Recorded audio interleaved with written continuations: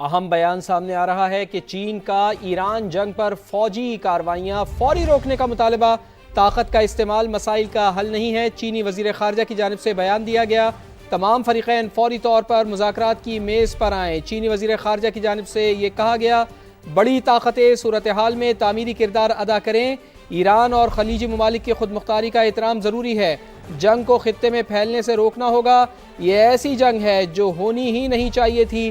تو چینی وزیر خارجہ کا ایک بڑا بیان سامنے آیا ہے، چین کا ایران جنگ پر فوجی کارروائیاں فوری روکنے کا مطالبہ سامنے آیا۔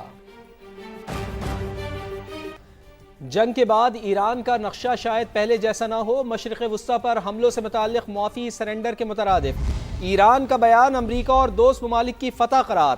امریکی صدر کہتے ہیں کہ ایران سیٹلمنٹ چاہتا ہے لیکن میں نہیں چاہتا، یا تو انہیں ہتھیار ڈالنا ہوں گے یا وہ سب ختم ہو جائیں گے۔ ایران میں ایسا صدر چاہتے ہیں جو ملک کو جنگ کی طرف نہ لے جائے۔ امریکی صدر کہتے ہیں اس بات کا کوئی اشارہ نہیں ملا کہ روس ایران کی مدد کر رہا ہے۔ کوئی فکر نہیں کہ ایران میں جنگ کب تک جاری رہتی ہے۔ امریکی صدر نے اسکول پر حملے کا الزام بھی ایران پر دھر دیا۔ Wiped out their Navy, 44 ships. We've wiped out their Air Force, every plane. We've wiped out most of their missiles. You see the missiles aren't coming much anymore. We've also hit their manufacturing areas where they make the missiles very hard.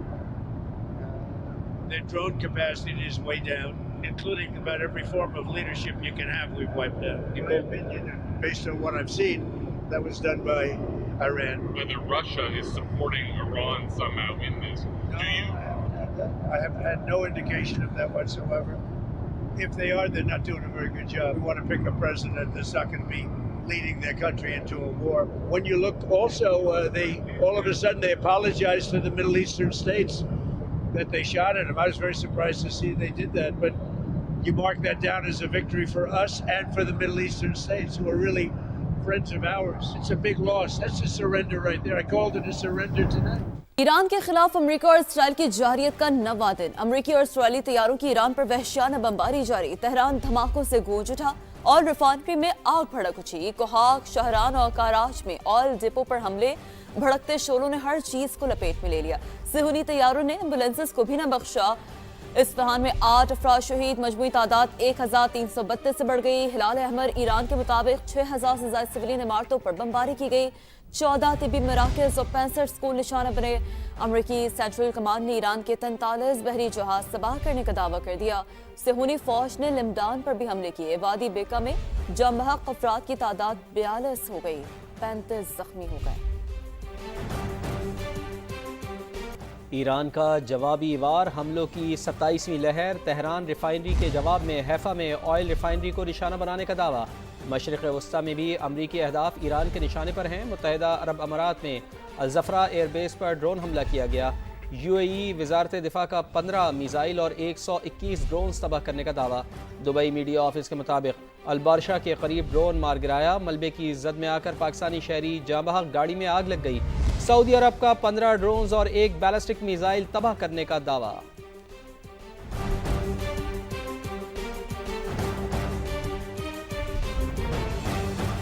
مشرق وسطی میں جاری کشیدگی میں سعودی عرب کا ایران کو پہلی بار جوابی حملوں کا انتباہ۔ خبر ایجنسی کے مطابق سعودی عرب کی جانب سے کہا گیا کہ سعودی سرزمین اور تیل کی تنصیبات پر حملے جاری رہے تو اس کا جواب دیں گے۔ قطر کے امیر کا امریکی صدر ڈونلڈ ٹرمپ سے ٹیلی فونک رابطہ ہوا ہے۔ دونوں رہنماؤں کا خطے کی بدلتی ہوئی صورتحال پر تبادلہ خیال۔ ٹیلی فونک رابطے میں ایرانی حملوں اور علاقائی کشیدگی پر تشویش کا اظہار۔ امیر قطر کی جانب سے کہا گیا کہ ملکی سلامتی کے تحفظ کے لیے ضروری قدم اٹھانے سے گریز نہیں کریں گے۔ UAE کے صدر محمد بن زائد ال نہیان نے ملک کے حالات جنگ میں ہونے کا اعلان کر دیا۔ کہا اپنے ملک کے لیے فرض کی ادائیگی میں کوئی کوتاہی نہیں ہوگی۔ UAE کی کھال موٹی اور گوشت کڑوا ہے، ہم آسان شکار نہیں ہیں۔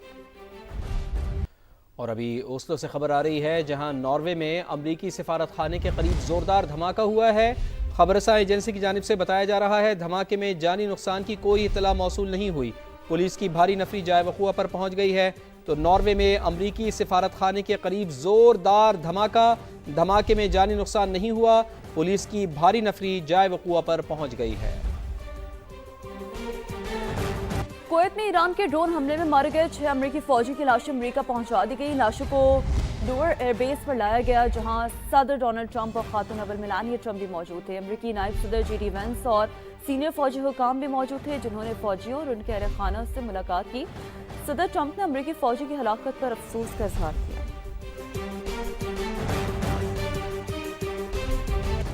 خطے میں امریکی اڈوں سے حملے ہوئے تو انہیں نشانہ بناتے رہیں گے. ایرانی سیکرٹری نیشنل سیکورٹی کونسل کا رد عمل. علی لاریجانی نے واضح کیا ہے کہ ایران کا ہدف خطے کے ممالک نہیں بلکہ امریکی فوجی اڈے ہیں. دشمن کو جواب دینا ایران کا حق اور مستقل پالیسی ہے. انہوں نے مطالبہ کیا کہ خطے کے ممالک اپنی سرزمین ایران کے خلاف استعمال ہونے سے روکیں. ان کا مزید کہنا تھا کہ صدر ڈونلڈ ٹرمپ مقاصد حاصل کرنے میں ناکام رہے. امریکہ کو کارروائیوں کی قیمت چکانا ہوگی. ایران نے آبنائے ہرمز کو بند نہیں کیا، جنگ کی وجہ سے متاثر ہوا. علی لاریجانی نے کچھ امریکی فوجیوں کو قیدی بنانے کا بھی دعویٰ کیا ہے. مشرق وسطیٰ کے ممالک پر حملوں میں پہل نہیں کریں گے. ایران کا بڑا اعلان. عبوری لیڈرشپ کونسل نے نئی پالیسی کی منظوری دے دی. صدر مسعود پزشکیان کہتے ہیں خطے کے ممالک سے کوئی دشمنی نہیں. جب تک کسی ملک کی سرزمین ہمارے خلاف استعمال نہیں ہوگی کارروائی نہیں کریں گے، مگر امریکہ اور اسرائیل کی غنڈہ گردی کے سامنے نہیں جھکیں گے. خبر ایجنسی روئٹرز کے مطابق صدر پزشکیان کے معافی کے بیان کے بعد اندرونی اختلافات نمایاں ہو گئے. ایران کے مذہبی حلقے اور طاقتور پاسداران انقلاب ایسے بیان کو کمزوری کا اظہار قرار دے رہے ہیں. نئے سپریم لیڈر کے انتخاب کے لیے مجلس خبرگان رہبری کا اجلاس آج ہوگا. امریکی اخبار کے مطابق ایران پر پہلے حملے میں وہ ہدف مارے گئے جو وائٹ ہاؤس کے مطابق مذاکرات کے لیے زیادہ تیار سمجھے جاتے تھے. نیو یارک ٹائمز کی رپورٹ میں کہا گیا ہے کہ امریکی اور اسرائیلی حکام نے خبردار کیا ہے کہ خطے میں پھیلنے والی تشدد کی لہر پیچیدہ اور خطرناک نتائج پیدا کر سکتی ہے. پینٹاگون نے کانگریس کو بتایا ہے کہ جنگ کے پہلے ہفتے میں تقریباً 6 ارب امریکی ڈالرز کا نقصان ہوا. امریکی حکام نے کانگریس کو آگاہ کیا ہے کہ ایران اب بھی اپنے میزائل پروگرام کا آدھا حصہ برقرار رکھے ہوئے ہے اور اپنے ڈرون پروگرام کا بڑا حصہ بھی ابھی فعال ہے.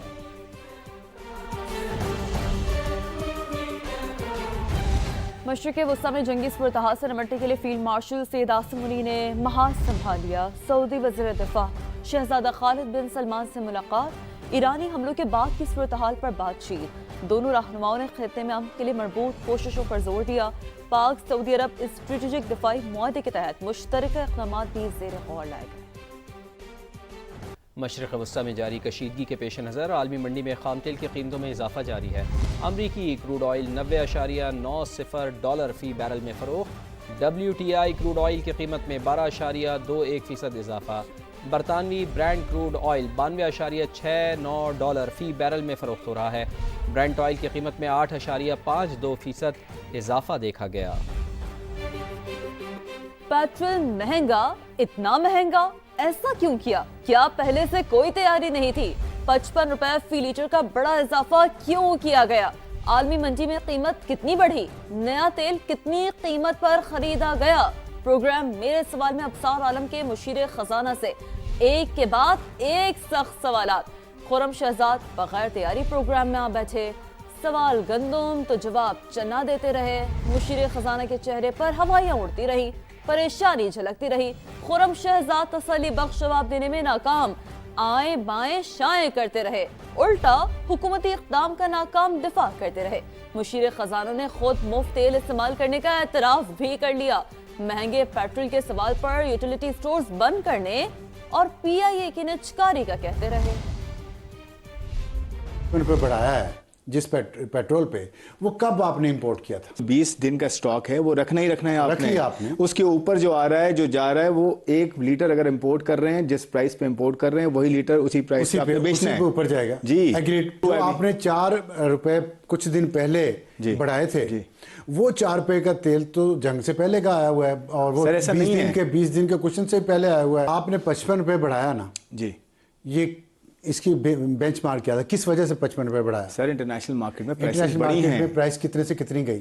سر 88 سے لے کر 130 تک پہنچ چکی ہے ابھی. جو کروڈ آئل ہے نا، کروڈ آئل ابھی نا. جی ابھی کی بات آپ نے خریدا نیا تیل؟ سر بالکل. کتنے پہ خریدا؟ پیٹرول جو نئے آرڈرز آ رہے ہیں وہ نئی پرائس پہ آ رہے ہیں. نئی پرائس پہ آ رہے ہیں نا، تو وہ مارکیٹ میں کب آئے؟ سر وہ مارکیٹ میں آئے یا نہ آئے وہ خرید لیے نا, آپ نے خرید لیے, ہاں تو پرائس آ گئی نا. وہ ایک منٹ ٹھہریں, اگر کل کو آج فرض کریں ابھی اسی وقت $20 پر بیرل کم ہو جائے پرائس, آپ آج ہی یہ پرائس کم کر دیں گے پیٹرول, سر نہیں کریں گے نا آپ کو. سر دیکھیں ٹائمنگ کا فرق پڑ سکتا ہے نا, یہ نہیں ہوتا, یہ ریلیف دینے میں فرق پڑتا ہے. سر پرائسز ملی ہے نا اتنی, نئی پرائسز بھی آپ نے کرنی ہے, ٹھیک ہے, تو پرائسز آئی ہیں نا, تو وہ جب آئی ہیں پرائسز, وہ جو بڑی ہیں اس درمیان میں 8-10 دن میں, اس ریٹ پہ خریدا, جی اس کو پاس آن کر دیا ہے. آپ نے خریدا, وہ ابھی وہاں سے چلنا ہے, یہاں پہنچنا ہے, مجھ سے آپ لے رہے ہیں سر, جو آپ نے 15 فروری کو امپورٹ کیا جس ریٹ پہ, مجھ سے ریٹ لے رہے ہیں آج آپ 8 مارچ کا. اپوزیشن میں ہو تو تنقید, حکومت میں آئے تو پیٹرولیم مصنوعات کی قیمتوں میں بڑے اضافے کا بھرپور دفاع. وفاقی وزراء میدان میں آ گئے, کہا جنگ کے باعث عالمی سطح پر آئل کی قیمتوں میں زیادہ اضافہ ہوا, حکومت نے ملک میں پیٹرول کم مہنگا کیا. رانا ثناء اللہ خان کہتے ہیں کہ حکومت نے عالمی قیمتوں کے مطابق 110 کے بجائے 55 روپے اضافہ کیا. ڈاکٹر طارق فضل چودھری کہتے ہیں کہ حکومت کو بعض مشکل اور غیر مقبول فیصلے کرنا پڑتے ہیں. احسان اقبال بولے, وزیر اعظم نے عوام پر کم سے کم بوجھ ڈالنے کی ہدایت کی. پنجاب کی سینئر وزیر مریم اورنگزیب کا بھی ایکس پر پیغام, کہا سخت فیصلے ناگزیر ہیں, ایسے فیصلے خوشی اور مرضی سے نہیں کیے جاتے. وزیر اعظم میاں شہباز شریف صاحب, قوم بحران کے مقابلے کے لیے آپ کے ساتھ ہے.